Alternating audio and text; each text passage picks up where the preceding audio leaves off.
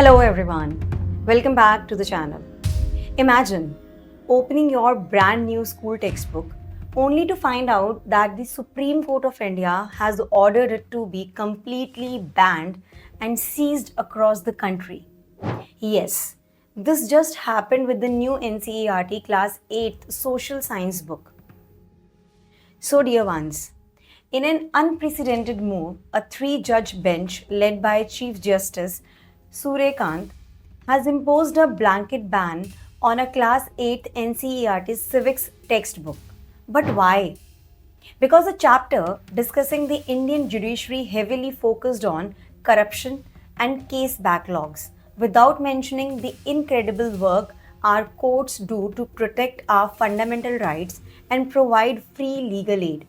The Supreme Court noted that this was a biased narrative and ordered the immediate takedown of all the physical and digital PDF copies. Here at Careers 360, we have covered this particular news, and I'm now going to summarize the whole news to you people over here.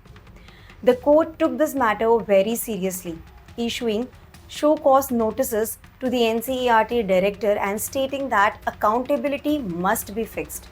Interestingly, the Supreme Court openly thanked the media for bringing this critical issue to the public domain.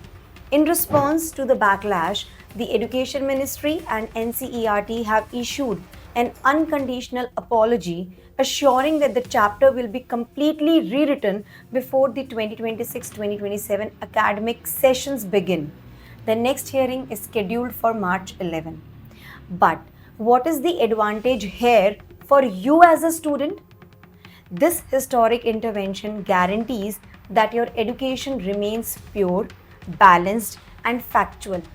When you learn about the Constitution, you deserve the complete picture, understanding both the challenges of a system and the massive protection it guarantees you.